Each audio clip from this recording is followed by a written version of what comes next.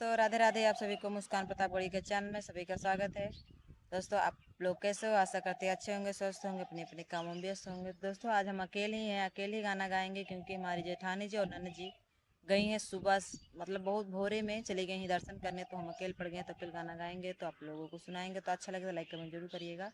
और हम गाना लाए हैं बचपन का गाना। तो हमें जब लोग हम छोटे छोटे थे तो जाते थे किसी के शादी में, तो यही गाना नाच गीत होता था, तो वही आप लोगों का सुनाएंगे।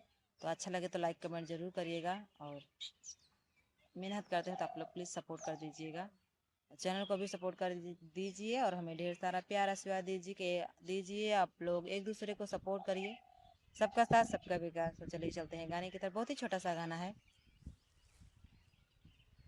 नदिया नारवई कई किनारवा पिया हेराई गईले ना। नदिया नारवई कई किनारवा पिया हेराई गईले ना। हेरतई हेरत होई गई खड़ी दोपहरिया।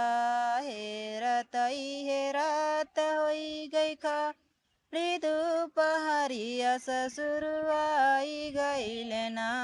ससुर आई गईले ना। झट से काढ़ माई घुघुटवा पटला जाई गईले ना। झट से काढ़ माई घुघुटवा पटला जाई गईले ना। झट से काढ़ माई घुघुटवा पटला जाई गईले ना। नदिया नारवई कई किनारवा पिया हेराई गईले ना। नदिया नारवई कई किनारवा पिया हेराई गईले ना। नदिया नारवई कई किनारवा पिया हेराई गईले ना। हेरतई हेरत होई गई खड़ी दोपहरिया। हेरतई हेरत होई गई जेठ की दोपहरी। जेठउआ आई गईले ना। जेठउआ आई गईले ना। झट से काढ़ माई घुघुटवा पटला जाई गईले ना।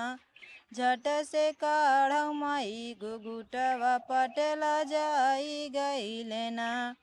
झट से काढ़ माई घुघुटवा पटला जाई गईले ना। नदिया नारवई कई किनारवा पिया हेराई गईले ना। नदिया नारवई कई किनारवा पिया हेराई गईले ना।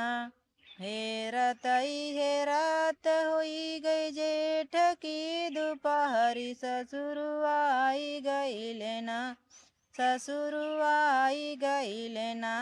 झट से काढ़ माई घुघुटवा पटला जाई गईले ना। झट से काढ़ माई घुघुटवा पटला जाई गईले ना। दोस्तों मुझे तो दो ही कड़ी याद था, अब पता नहीं आगे है कि नहीं है, मुझे नहीं पता। तो गाना कैसा लगा आप सब वीडियो को फुल वॉच करके सुनिएगा और कमेंट बॉक्स में जरूर बताइएगा गाना कैसा लगा। अच्छा लगा तो लाइक कमेंट जरूर करिएगा। चलिए मिलते हैं अगले वीडियो में, तब तक के लिए राधे राधे, जय श्री कृष्णा। तो मुझे दो ही कड़ी याद था इसलिए मैंने दो ही कड़ी गा दिया, अब आगे है कि नहीं मुझे नहीं पता।